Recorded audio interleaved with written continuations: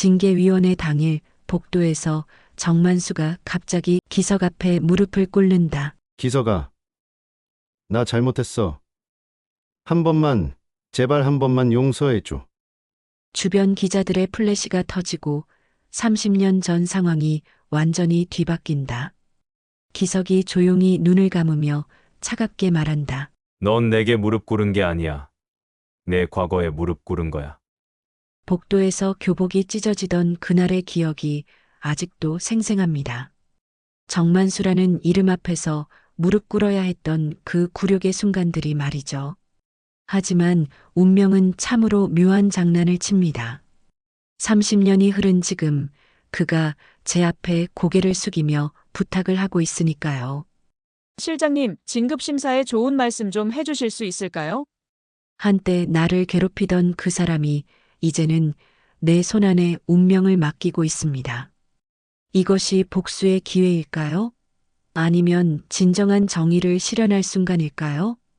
서열이 전부라고 믿었던 그 시절, 가장 밑바닥에 있다고 생각했던 제가 지금은 최고의 자리에 서 있습니다.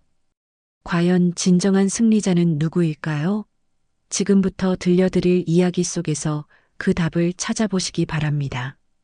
국방부 청사 7층 한기석의 사무실에는 이른 아침부터 형광등 불빛이 켜져 있었습니다. 벽시계가 오전 7시를 가리키고 있지만 기석은 이미 1시간 전부터 자리에 앉아 회의 자료를 정리하고 있었죠. 55세의 나이에도 꼿꼿한 자세로 앉아 있는 그의 모습에서는 30년 넘게 몸에 뱅군인 정신이 느껴졌습니다. 책상 위에는 각종 보고서와 서류들이 가지런히 정리되어 있었고 그 옆으로는 707 특임단 시절의 낡은 사진 한 장이 액자에 담겨 있었습니다. 젊은 시절의 기석이 동료들과 함께 찍은 사진이었는데 그때의 날카로운 눈빛은 지금도 여전히 살아 있었죠. 기석은 과묵한 성격으로 유명했습니다. 부하 직원들 사이에서는 한 실장님은 말은 적지만 일은 확실하다는 평가를 받고 있었죠. 실제로 그는 국방부 고위 간부로 승진한 지 3년째 누구보다 원칙을 지키며 성실한 생활을 이어오고 있었습니다. 주말에도 사무실에 나와 업무를 처리하는 일이 많았고 부하들에게는 엄격하지만 공정한 상관으로 통했습니다. 오전 9시 회의실에서 있을 주간 업무 회의를 위해 기석은 마지막으로 자료를 점검했습니다. 그때 복도에서 들려오는 동료들의 대화가 귓가에 스쳤죠. 이번 주 인사 발표에서 대령 진급자 명단 나온다면서? 아, 그래? 누가 올라가는데? 글쎄, 몇 명 후보자가 있다던데. 정만수 대령도 그 중 하나라고 들었어. 기석의 손이 잠시 멈췄습니다. 정만수라는 이름을 들은 순간 그의 뇌리에 30년 전 고등학교 시절의 기억이 스쳐 지나갔습니다. 하지만 기석은 아무런 표정 변화 없이 다시 자료 정리를 계속했죠. 회의는 평소와 다름없이 진행되었습니다. 기석은 침착하게 안건들을 처리해 나갔고 부하들의 보고를 들으며 필요한 지시를 내렸습니다. 그의 얼굴에서는 여전히 아무런 감정도 읽을 수 없었죠. 퇴근 시간이 되자 기석은 평소보다 일찍 사무실을 나섰습니다. 집으로 바로 가는 대신 자주 들르는 갈비집으로 발걸음을 옮겼죠. 그곳은 조용하고 아늑한 분위기의 작은 식당이었는데 기석은 혼자 식사를 할 때면 항상 이곳을 찾곤 했습니다. 구석진 자리에 앉아 갈비를 주문한 기석은 조용히 소주 한 잔을 기울였습니다. 그때 옆 테이블에서 들려오는 대화가 그의 귀에 들어왔죠. 정만수 대령 진급 심사가 다음 주라면서? 이번엔 확실히 될 것 같던데. 글쎄, 그 양반도 나이가 있으니까 이번이 마지막 기회일 거야. 못 되면 전역해야지. 기석은 젓가락을 든 손을 천천히 내려놓았습니다. 소주잔을 들고 있던 다른 손도 미세하게 떨렸죠. 30년 전 고등학교 복도에서 자신을 괴롭히던 정만수의 모습이 선명하게 떠올랐습니다. 야, 한기석. 내가 뭔데 나한테 대들어? 교복 셔츠가 찢어지는 소리와 함께 복도 바닥에 쓰러졌던 그날의 기억이 생생했습니다. 정만수는 학교에서 소위 일진이라 불리는 무리의 리더였고 기석은 그들에게 자주 괴롭힘을 당했죠.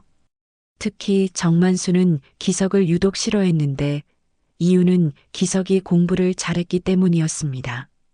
공부벌레 새끼가 건방지게 굴어. 그때의 모욕감과 분노가 30년이 지난 지금도 가슴 깊은 곳에서 꿈틀거리고 있었습니다. 기석은 조용히 소주를 마시며 생각에 잠겼죠.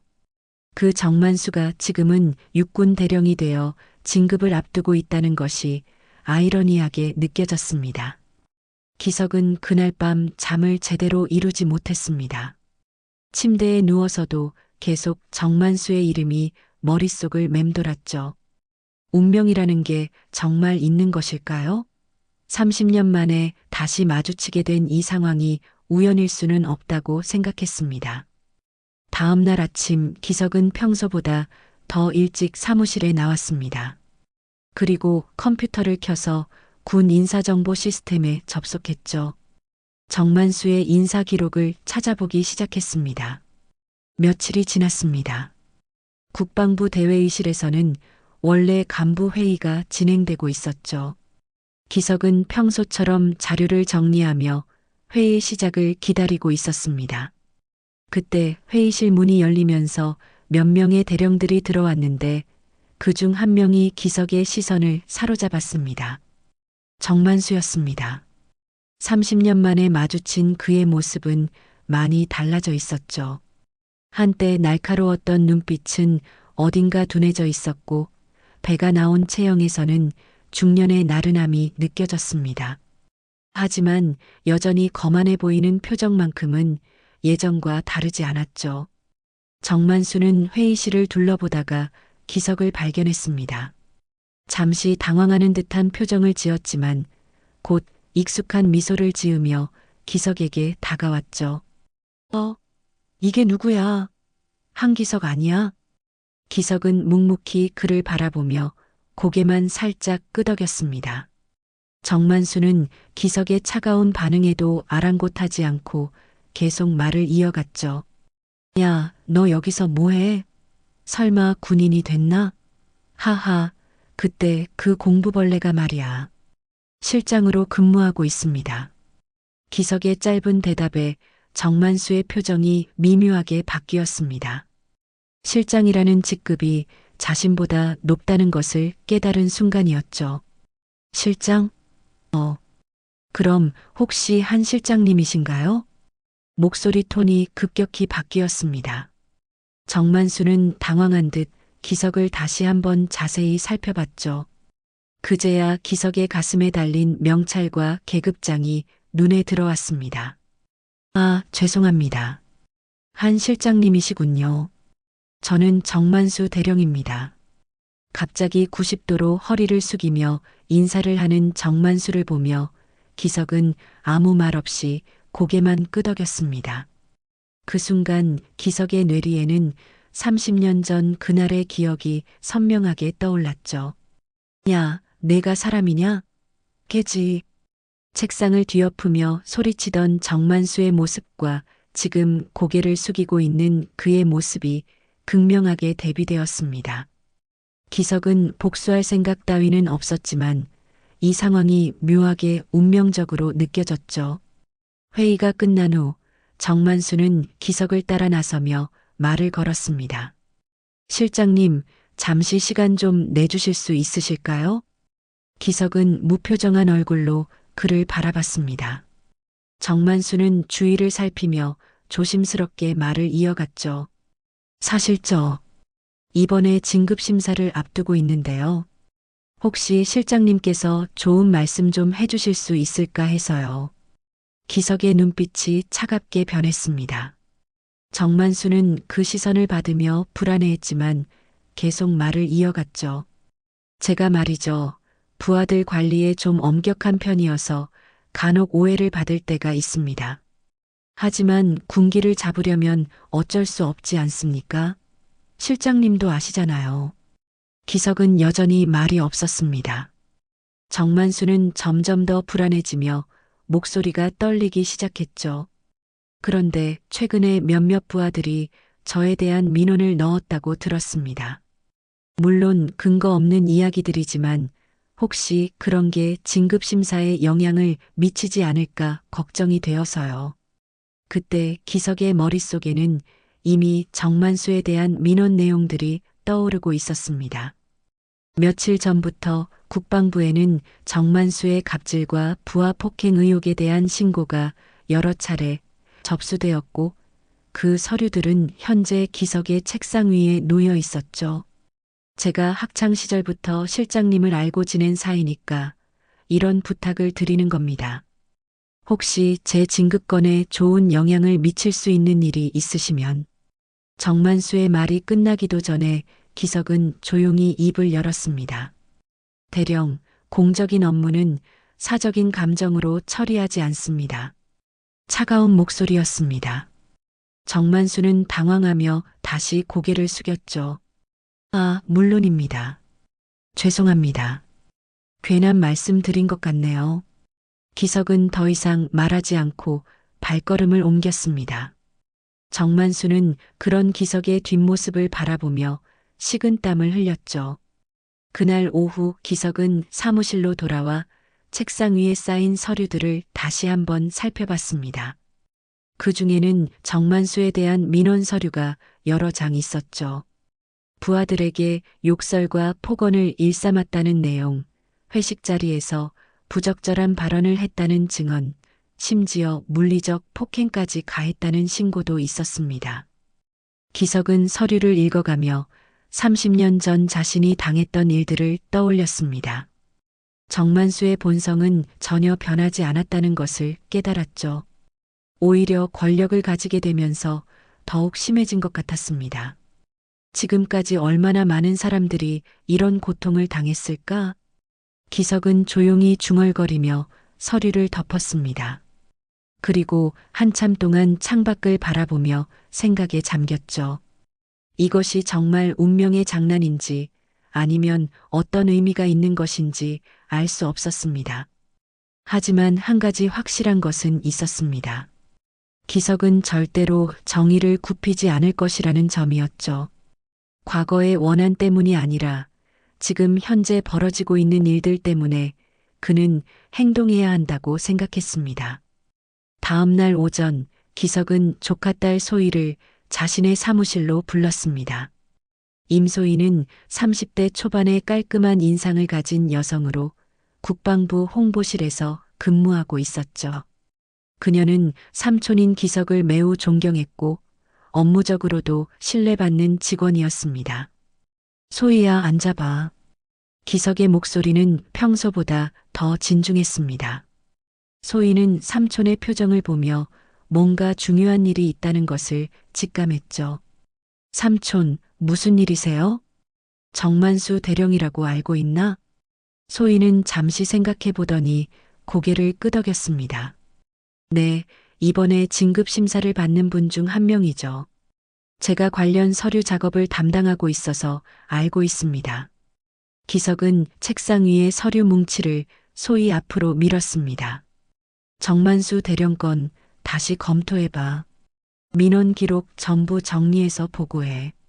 소희는 서류를 받아들며 의아한 표정을 지었습니다. 이미 한번 검토했던 사안이었는데 왜 다시 검토하라고 하는지 이해할 수 없었죠.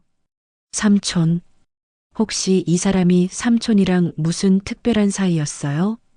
기석은 잠시 침묵했습니다. 그리고 창밖을 바라보며 조용히 말했죠. 그냥 철저히 검토해봐. 놓친 게 없는지 확인하고. 소희는 더 이상 묻지 않고 서류를 들고 자리에서 일어났습니다. 하지만 삼촌의 표정에서 뭔가 평소와 다른 감정을 느꼈죠. 그날 오후 소희는 정만수 대령에 대한 자료를 꼼꼼히 검토하기 시작했습니다. 인사기록, 근무평정, 그리고 최근 접수된 민원들까지 모든 것을 다시 살펴봤죠. 검토하면 할수록 정만수에 대한 부정적인 기록들이 눈에 띄었습니다. 특히 최근 3년간 접수된 민원만 해도 10여 건이 넘었습니다. 부하들에 대한 폭언, 회식 강요, 심지어 물리적 접촉까지 포함된 내용들이었죠. 소희는 이런 기록을 가진 사람이 어떻게 진급 후보에 올라갈 수 있는지 의문이 들었습니다. 업무를 마치고 집으로 돌아가는 길에 소희는 삼촌의 집에 들렀습니다. 기석은 혼자 살고 있었는데 소희가 종종 들러서 안부를 확인하곤 했죠. 삼촌, 저 왔어요. 거실에 들어선 소희는 탁자 위에 놓인 낡은 졸업 앨범을 발견했습니다. 기석이 샤워를 하는 동안 무심코 앨범을 펼쳐본 소희는 깜짝 놀랐죠. 흑백으로 인쇄된 졸업사진들 사이사이에 펜으로 쓴 메모들이 있었습니다. 그 중에서도 한 페이지에 적힌 글씨가 소희의 시선을 사로잡았죠. 정만수, 날 괴롭히던 인간. 언젠가 내 손으로 끝내리라. 글씨체는 어린 기석의 것이었지만 그 안에 담긴 분노와 절망은 30년이 지난 지금도 생생하게 느껴졌습니다.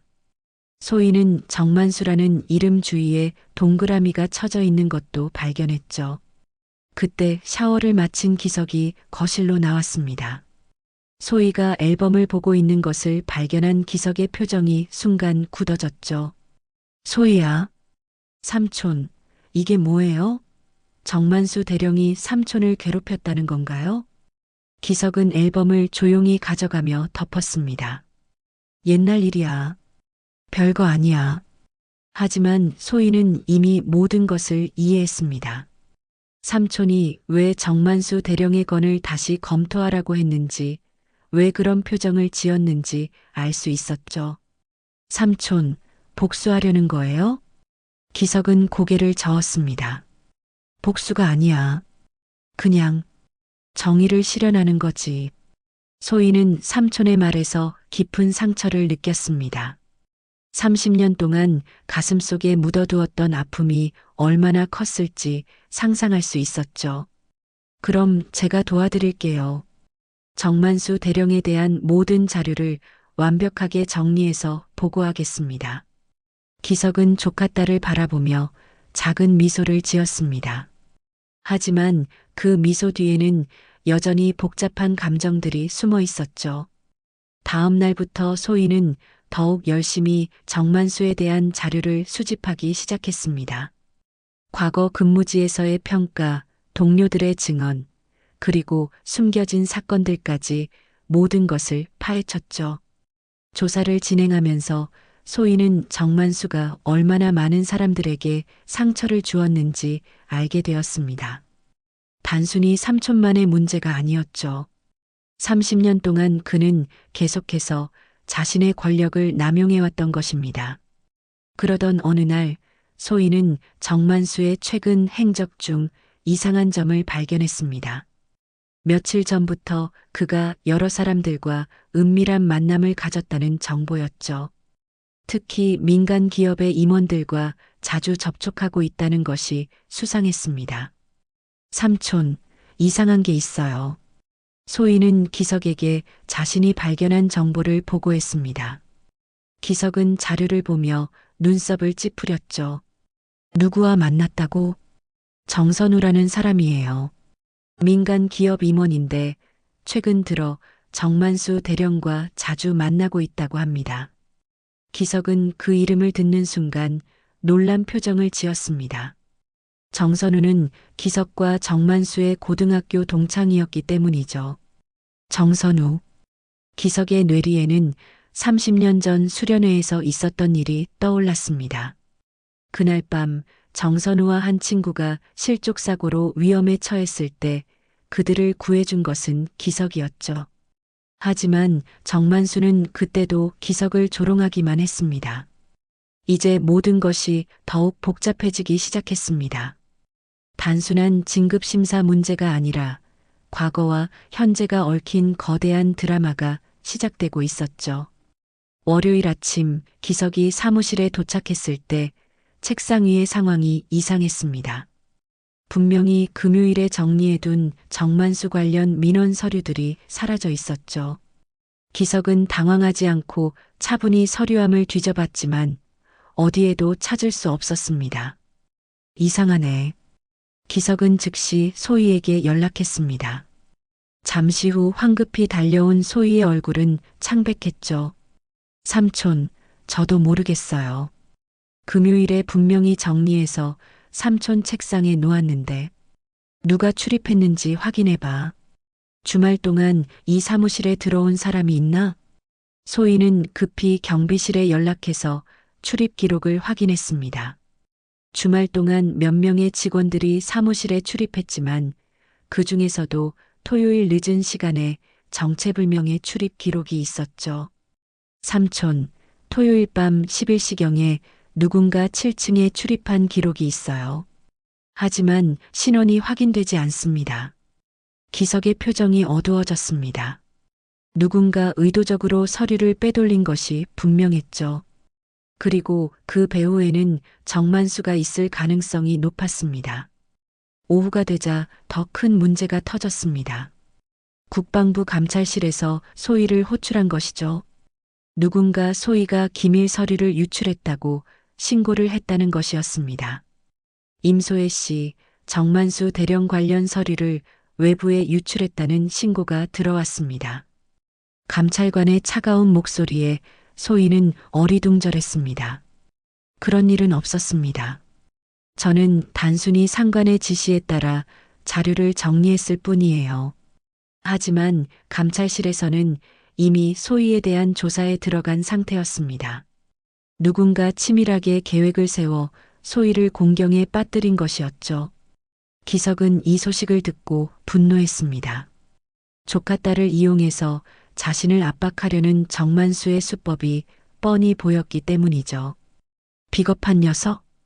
기석은 즉시 감찰실로 향했습니다. 그리고 감찰관에게 강력히 항의했죠. 임소희는 제 지시에 따라 업무를 수행했을 뿐입니다. 그녀에게는 아무런 잘못이 없어요. 하지만 감찰실에서는 이미 정해진 절차대로 조사를 진행하겠다는 입장이었습니다. 기석은 무력감을 느꼈죠. 그날 저녁 기석의 휴대폰이 울렸습니다. 화면에는 정선우라는 이름이 떠 있었죠. 30년 만에 받는 고등학교 동창의 전화였습니다. 기석아, 나 정선우야. 시간 좀 낼 수 있어? 기석은 잠시 망설였지만 전화를 받았습니다. 선우야, 오랜만이네. 응, 정말 오랜만이야. 만나서 얘기할 수 있을까? 중요한 얘기가 있어. 1시간 후 기석은 한강변의 조용한 카페에서 정선우와 마주 앉았습니다. 정선우는 민간 기업의 임원답게 말끔한 정장 차림이었지만 얼굴에는 걱정스러운 표정이 가득했죠. 기석아, 만수가 널 해치려 하고 있어. 정선우의 첫 마디는 충격적이었습니다. 기석은 조용히 그의 말을 들었죠. 며칠 전에 만수가 나를 찾아왔어. 너를 공경에 빠뜨릴 방법을 찾고 있더라고. 국방부 외곽의 로비스트들과도 접촉하고 있고. 왜 나에게 이런 얘기를 하는 거야? 정선우는 잠시 침묵했습니다. 그리고 30년 전의 기억을 떠올리며 말했죠. 그때 내가 우리 둘을 구한 거, 난 아직 기억해. 기석의 뇌리에도 그날의 기억이 생생하게 떠올랐습니다. 고등학교 2학년 수련회 때였죠. 야영을 하던 중 정선우와 다른 친구가 실족해서 계곡에 빠졌을 때 기석이 물에 뛰어들어 그들을 구해낸 것이었습니다. 그때 만수는 뭘 했지? 구경만 하고 있었잖아. 오히려 너를 겁쟁이라고 놀렸어. 정선우의 목소리에는 분노가 섞여 있었습니다. 30년이 지났는데도 그놈은 변하지 않았어. 여전히 남을 짓밟고 올라서려고 해. 이번에도 너를 이용해서 자신의 진급을 확실히 하려는 거야. 기석은 정선우의 말을 들으며 정만수의 계획이 얼마나 치밀한지 깨달았습니다. 단순히 민원 서류를 없애는 것뿐만 아니라 기석의 조카딸까지 이용해서 기석을 무력화하려는 것이었죠. 선우야, 고마워. 하지만 난 이대로 당하고만 있을 생각은 없어. 기석의 목소리에는 결연한 의지가 담겨 있었습니다. 나도 이제 끝장을 볼 거야. 서열 놀이하던 그 인간을 서열 제일 밑으로 끌어내릴 거야. 정선우는 기석의 눈빛을 보며 30년 전 그 용기 있던 소년을 다시 발견할 수 있었습니다. 내가 도울 수 있는 일이 있으면 언제든 말해. 만수가 나에게 접근한 것도 다 녹음해뒀어. 기석은 고개를 끄덕였습니다.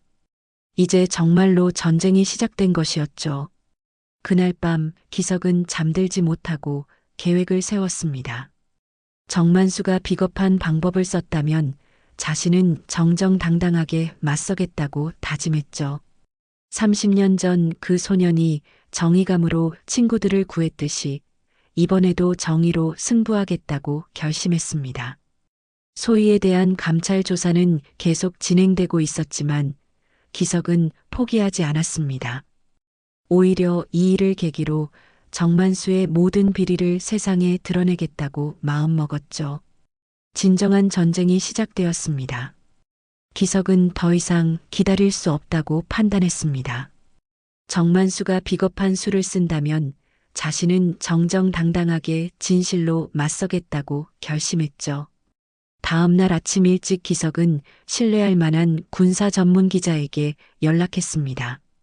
김 기자님, 중요한 제보가 있습니다. 익명으로 처리해 주시면 됩니다. 기석은 정만수의 과거 전역 회유 사건과 부하 폭행 의혹에 대한 구체적인 정보를 제공했습니다. 동시에 군 내부 감찰팀에도 정식 조사를 요청했죠. 모든 것을 공개적이고 투명하게 처리하려는 의도였습니다. 하지만 정만수도 가만히 있지 않았습니다. 기석의 움직임을 눈치챈 그는 즉시 변호사를 고용해서 기석을 명예훼손으로 고소했죠. 근거 없는 의혹을 퍼뜨려 자신의 명예를 실추시켰다는 것이 고소 이유였습니다. 한기석 실장이 개인적인 감정으로 저를 모함하고 있습니다. 이는 명백한 명예훼손 행위입니다. 정만수는 기자회견까지 열며 자신이 피해자라고 주장했습니다. 언론들은 이 사건을 동창 복수국이라는 자극적인 제목으로 보도하기 시작했죠. 국방부는 양쪽 모두를 직무정지 상태로 두고 내부 조사에 들어갔습니다. 기석과 정만수 모두 일시적으로 업무에서 배제된 것이었죠. 상황은 기석에게 불리하게 돌아가고 있었습니다. 언론의 반응도 예상보다 차가웠습니다. 고위 간부가 사적 감정으로 부하를 탄압했다. 개인적 원한으로 공적 업무를 악용했다는 식의 비판 기사들이 쏟아졌죠. 기석은 오히려 가해자로 몰리고 있었습니다. 그날 밤 기석은 혼자 집에 앉아 깊은 생각에 잠겼습니다. 30년 동안 참고 살아왔는데 이제 와서 모든 것을 잃게 될 위기에 처한 것이었죠. 과연 자신의 선택이 옳았을까 하는 의문이 들었습니다. 그때 기석은 오래된 서랍에서 낡은 편지 한 통을 꺼냈습니다. 박윤철 옹이 10년 전에 보낸 친필 편지였죠. 박윤철 옹은 기석이 707특임단에서 복무할 때의 상관이었는데 현재는 은퇴 후 요양원에서 생활하고 있었습니다. 편지 내용은 이러했습니다. 기석아, 넌 사람을 구할 줄 아는 군인이다. 위험에 처한 동료를 구하기 위해 자신의 목숨도 아끼지 않았던 내 모습을 난 잊을 수 없다. 누가 너를 깎아내리든 내가 나를 지켜준 것처럼 너 자신을 지켜라. 정의는 결국 승리한다. 기석은 편지를 읽으며 과거를 떠올렸습니다. 20년 전 산악 지역에서 실종된 박윤철 옹을 구하기 위해 혼자 수색에 나섰던 일이 생각났죠.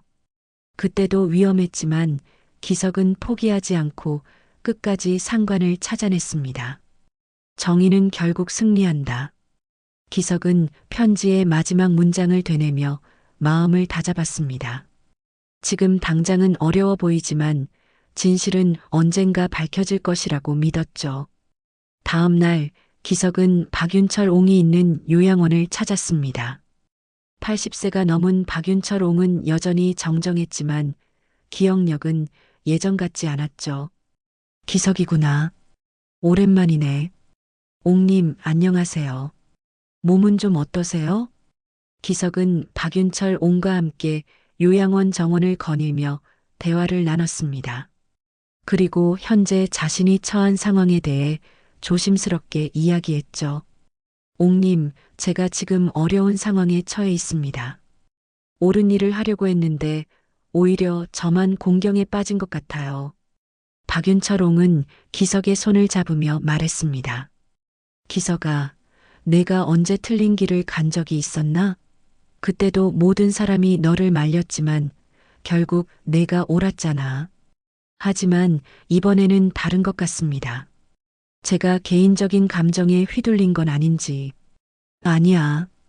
내가 개인적인 감정으로 행동하는 사람이라면 나를 구하러 오지도 않았을 거야. 넌 항상 옳은 것을 선택했어. 박윤철 옹의 말에 기석은 위안을 받았습니다. 그리고 마지막 결심을 굳혔죠. 이제는 제 인생도 정리해야겠네요. 서열이 아니라 품격으로 판단받고 싶어서요. 기석은 요양원을 떠나면서 마음의 평화를 찾았습니다.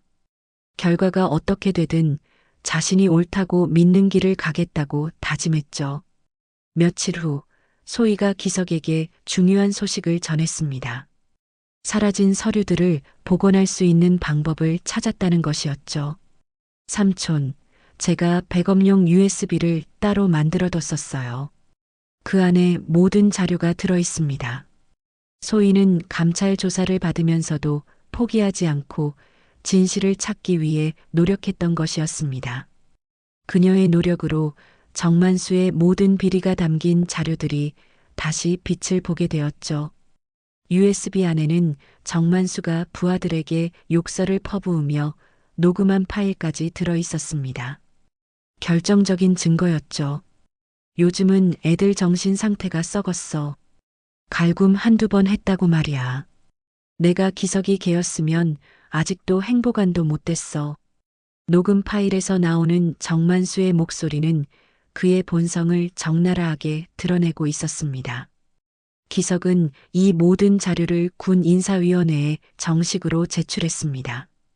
개인적인 복수가 아니라 조직의 정의를 위한 것이라는 점을 분명히 했죠. 이제 마지막 국면이 다가오고 있었습니다. 진실과 거짓, 정의와 불의의 최종 대결이 시작될 참이었죠. 군 인사위원회가 열리는 날이 다가왔습니다. 기석이 제출한 자료들은 위원회에서 신중히 검토되고 있었고 정만수의 운명을 가를 중요한 순간이 임박했죠. 하지만 정만수도 마지막까지 포기하지 않고 있었습니다. 그는 자신의 변호사와 함께 언론 플레이를 계속했습니다. 자신을 개혁적인 군인으로 기석을 질투심에 사로잡힌 복수자로 묘사하려고 했죠. 일부 언론에서는 여전히 이런 프레임에 휘둘리고 있었습니다. 정만수 대령은 엄격하지만 공정한 지휘관으로 알려져 있다. 개인적 원한으로 동료를 모함하는 것은 군인 정신에 어긋난다. 이런 기사들이 연일 쏟아졌습니다. 정만수는 자신이 피해자라는 이미지를 끝까지 유지하려고 했죠.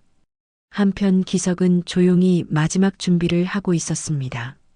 소희가 복원한 자료들을 다시 한번 꼼꼼히 점검하고 빠진 부분이 없는지 확인했죠. 그리고 정만수의 피해를 당한 부하들의 추가 진술서도 수집했습니다. 특히 주목할 만한 것은 정만수가 최근에 녹음한 파일이었습니다. 그 안에는 기석에 대한 모독적인 발언뿐만 아니라 자신의 갑질 행위를 정당화하는 내용들이 그대로 담겨 있었죠. 요즘 애들은 정신력이 약해. 군대가 뭔지도 모르고 들어와서 조금만 혼내면 난리야. 예전에는 이런 게 당연했는데 녹음 파일에는 이런 내용들이 생생하게 기록되어 있었습니다. 정만수 스스로가 자신의 행위를 증명하는 증거를 남긴 셈이었죠. 인사위원회 개최 전날 기석은 다시 한번 박윤철 옹을 찾았습니다. 마음의 평정을 찾고 싶었기 때문이었죠. 옹님, 내일이면 모든 게 결정됩니다. 기석아, 걱정 마라. 진실은 반드시 밝혀지게 되어 있어. 박윤철 옹의 말에 기석은 마음의 안정을 찾았습니다. 그리고 무엇보다 중요한 것은 결과가 아니라 과정이라는 것을 깨달았죠. 옹님 말씀이 맞습니다. 이제는 제 인생도 정리해야겠네요. 서열이 아니라 품격으로 판단받고 싶어서요. 기석의 말에 박윤철 옹은 만족스러운 표정을 지었습니다. 그래, 그게 진짜 군인의 모습이야. 계급장이 사람을 만드는 게 아니라 사람이 계급장을 빛내는 거지. 다음 날 아침 인사위원회가 열렸습니다. 위원회 구성원들은 제출된 모든 자료를 검토한 후 최종 결정을 내리기 위해 모였죠. 기석과 정만수 모두 긴장된 하루를 보내야 했습니다. 오후 2시 인사위원회 결과가 발표되었습니다. 정만수의 진급은 보류되었고 추가 조사가 실시될 예정이라고 발표되었죠. 하지만 이것은 시작에 불과했습니다. 위원회에서는 정만수에 대한 징계위원회 회부를 결정했습니다. 부하 폭행과 직권 남용 혐의에 대한 본격적인 조사가 시작된 것이었죠. 정만수는 이 소식을 듣고 크게 당황했습니다. 자신이 완벽하게 준비했다고 생각했던 계획이 무너지기 시작한 것이었죠. 이럴 수가. 한기석 그놈이. 정만수는 분노했지만 이미 돌이킬 수 없는 상황이었습니다. 오히려 그동안 자신이 저지른 일들이 하나씩 드러나기 시작했죠. 며칠 후 정만수의 과거 행적들이 언론에 공개되기 시작했습니다. 그동안 은밀히 진행되던 조사 결과들이 하나씩 세상에 알려진 것이었죠. 특히 충격적이었던 것은 정만수가 자신의 부하들에게 가한 폭언과 폭행의 실상이었습니다. 피해자들의 증언이 연이어 나오면서 정만수의 진짜 모습이 드러났죠. 정대령은 회식 자리에서 부하들에게 술을 강요했습니다. 업무 실수를 했다고 뺨을 때린 적도 있었습니다. 인격 모독적인 욕설을 일상적으로 했습니다. 이런 증언들이 쏟아지면서 여론은 완전히 뒤바뀌었습니다. 이제는 정만수가 가해자이고 기석이 정의로운 고발자라는 인식이 퍼졌죠. 기석은 이런 상황을 지켜보며 복잡한 심정이었습니다. 30년 전의 원한 때문이 아니라 현재의 부정의를 바로잡기 위해서였지만 결과적으로는 정만수가 몰락하게 된 것이었죠. 하지만 기석은 후회하지 않았습니다. 정만수가 그동안 얼마나 많은 사람들에게 상처를 주었는지 알게 되었기 때문이었죠.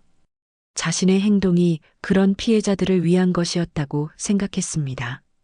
소희는 삼촌의 모습을 보며 존경심을 느꼈습니다.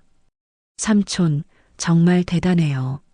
어려운 상황에서도 옳은 일을 선택하신 거잖아요. 소희야, 나는 그냥 해야 할 일을 했을 뿐이야. 30년 전 그때처럼 말이지. 기석의 말에는 깊은 의미가 담겨 있었습니다. 과거에는 친구들을 구했고 지금은 정의를 구한 것이었죠. 이제 마지막 순간이 다가오고 있었습니다. 정만수와의 최종 대면이 기다리고 있었죠. 징계위원회가 열리는 날 아침 국방부 청사는 이례적으로 분주했습니다. 언론진들이 몰려들었고 정만수 사건에 대한 관심이 최고조에 달했죠. 이 사건은 단순한 개인적 갈등을 넘어서 군 내부의 갑질 문화를 상징하는 사건으로 받아들여지고 있었습니다.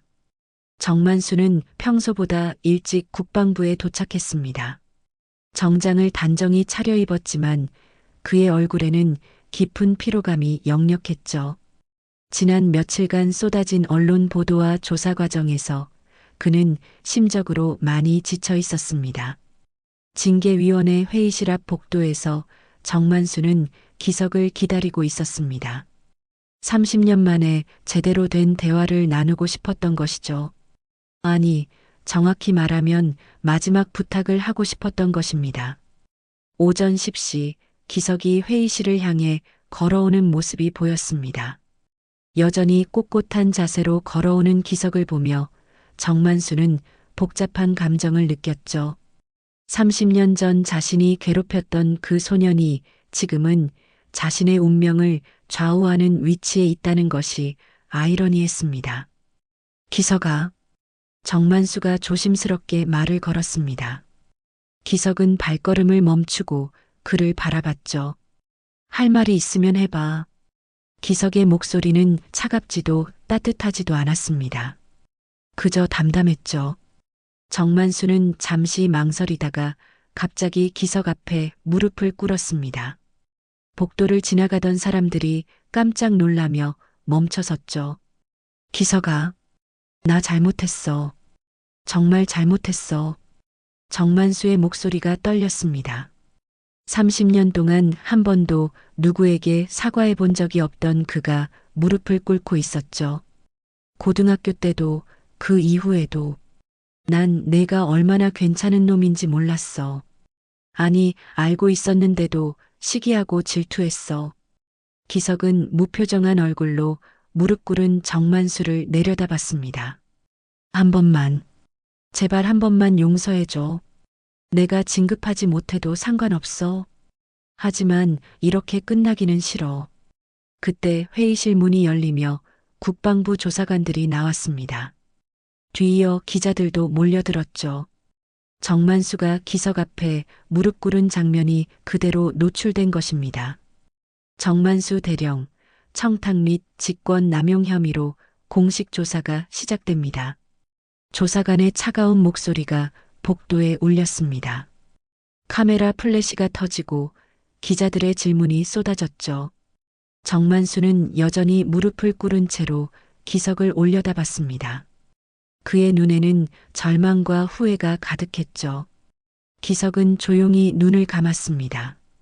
30년 전 그날의 기억들이 스쳐 지나갔죠. 복도에서 넘어져 있던 자신을, 책상을 뒤엎던 정만수를, 그리고 아무도 도와주지 않던 그 순간들을 떠올렸습니다.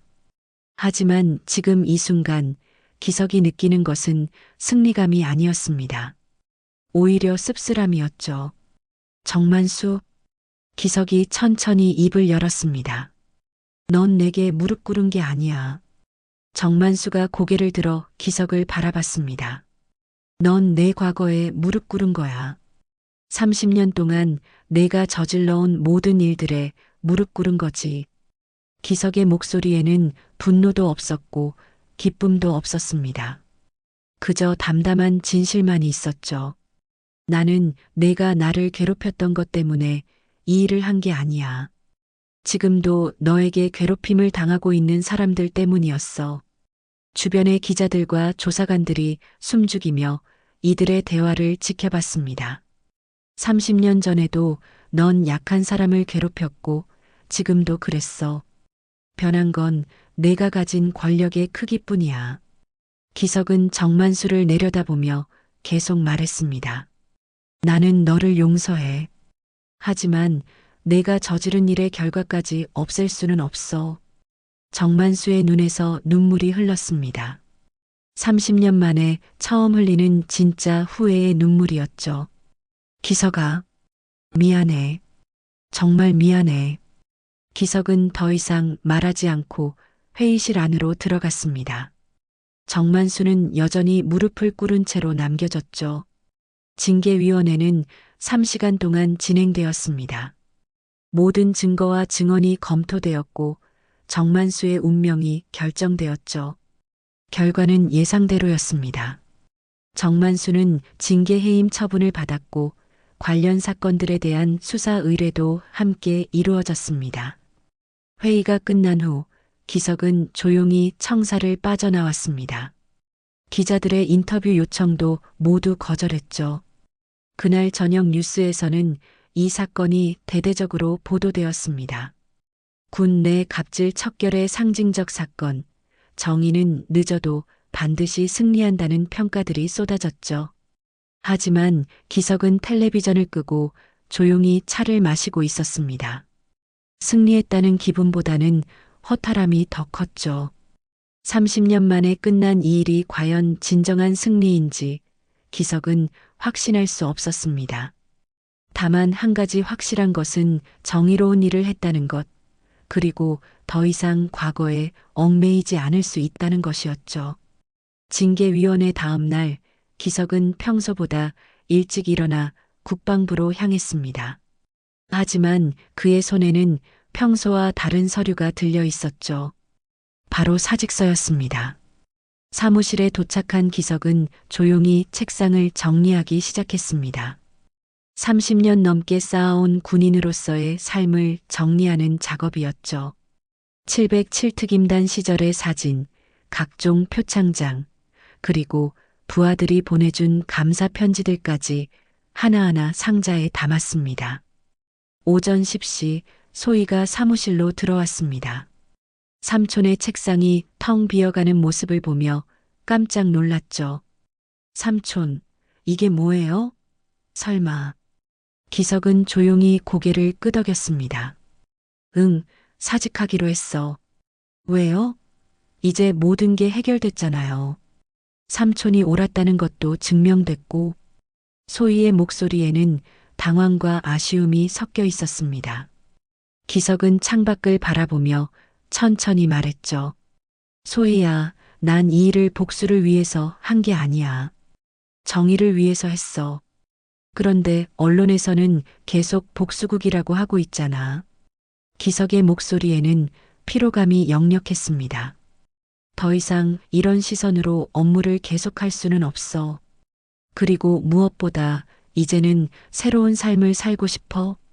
사직서를 제출한 기석은 그날 오후 조용히 국방부를 떠났습니다. 동료들의 만류도 있었지만 기석의 의지는 확고했죠. 언론의 관심도 피하고 싶었고 무엇보다 진정한 자유를 원했습니다. 며칠이 지난 후 기석은 집 근처의 작은 공원에서 새로운 일을 시작했습니다. 매일 아침 7시부터 동네 어르신들을 대상으로 건강체조를 지도하는 일이었죠. 자, 어르신들, 팔을 천천히 올려주세요. 무리하지 마시고요. 기석의 차분하고 따뜻한 목소리에 어르신들이 웃으며 따라했습니다. 군복 대신 트레이닝복을 입은 기석의 모습에서는 편안함과 평화로움이 느껴졌죠. 기석 선생님 덕분에 몸이 많이 좋아졌어요. 선생님은 정말 좋은 분이세요. 어쩜 이렇게 친절하실까요? 어르신들의 진심 어린 인사말에 기석은 진짜 보람을 느꼈습니다. 계급장과 권력으로 받는 존경이 아니라 진정한 마음으로 받는 고마움이었죠. 어느 날 오후 소희가 공원으로 기석을 찾아왔습니다. 삼촌의 달라진 모습을 보며 신기해했죠. 삼촌, 정말 행복해 보여요. 이렇게 웃는 모습 오랜만에 봐요. 기석은 벤치에 앉아 소희와 대화를 나눴습니다. 소희야, 나는 지금이 가장 행복해. 30년 동안 계급과 서열에 매여 살았는데 이제야 진짜 자유를 느끼고 있어. 그런데 삼촌, 궁금한 게 있어요. 그때 정만수 대령이 무릎 꿇었을 때 왜 화내지 않았어요? 소희의 질문에 기석은 잠시 생각에 잠겼습니다. 그리고 조용히 대답했죠. 그 사람이 날 무시한 게 아니라 자기를 높이려고 한 거야. 남을 깎아내려서 자신을 올리려고 했던 거지. 하지만 난 그 밑에 있던 적이 없어. 기석의 말에는 깊은 철학이 담겨 있었습니다. 서열이라는 건 결국 가짜야. 진짜 중요한 건 사람으로서의 품격이지. 계급장이 사람을 만드는 게 아니라 사람이 계급장을 빛내는 거야. 소희는 삼촌의 말을 들으며 많은 것을 깨달았습니다. 진정한 승리가 무엇인지, 진정한 품격이 무엇인지 알 수 있었죠. 그날 저녁 기석은 오래된 졸업 앨범을 꺼내 마지막 페이지에 새로운 글을 적었습니다. 서열 1위였던 그 친구에게 난 사람으로 이겼다. 30년 전 분노와 원망으로 적었던 글과는 전혀 다른 내용이었습니다. 이제는 평화롭고 따뜻한 마음으로 쓴 진정한 승리 선언이었죠. 몇 달 후 기석은 우연히 정만수의 소식을 들었습니다. 그는 군에서 쫓겨난 후 작은 경비회사에서 일하고 있다고 했죠. 과거의 권위와는 전혀 다른 삶을 살고 있었습니다. 기석은 그 소식을 들으며 특별한 감정을 느끼지 않았습니다. 더 이상 정만수는 그의 인생에서 중요한 존재가 아니었기 때문이죠. 어느 화창한 봄날 공원에서 체조를 마친 기석은 벤치에 앉아 하늘을 바라봤습니다. 구름이 천천히 흘러가는 모습을 보며 지난 30년을 되돌아봤죠. 그때 한 어르신이 다가와서 말했습니다. 선생님 같은 분이 진짜 훌륭한 사람이에요. 남을 위해 봉사하는 마음, 그게 가장 소중한 거죠. 기석은 미소를 지으며 고개를 끄덕였습니다. 어르신의 말이 맞았습니다. 진정한 가치는 지위나 권력에서 나오는 게 아니라 다른 사람을 위하는 마음에서 나오는 것이었죠. 해가 지면서 공원은 조용해졌습니다. 기석은 집으로 돌아가는 길에 마음속으로 중얼거렸습니다. 정만수야, 고마워. 너 덕분에 진짜 중요한 게 뭔지 깨달았어. 30년 만에 진정한 자유를 찾은 기석의 얼굴에는 평화로운 미소가 가득했습니다. 서열 끝에 서 있다고 생각했던 그가 실제로는 가장 높은 곳에 있었다는 것을 이제야 깨달을 수 있었죠. 진정한 승리자는 남을 이기는 사람이 아니라 자기 자신을 이기는 사람이라는 것을, 그리고 가장 아름다운 복수는 더 나은 사람이 되는 것이라는 것을 기석은 몸소 보여주었습니다. 감사합니다.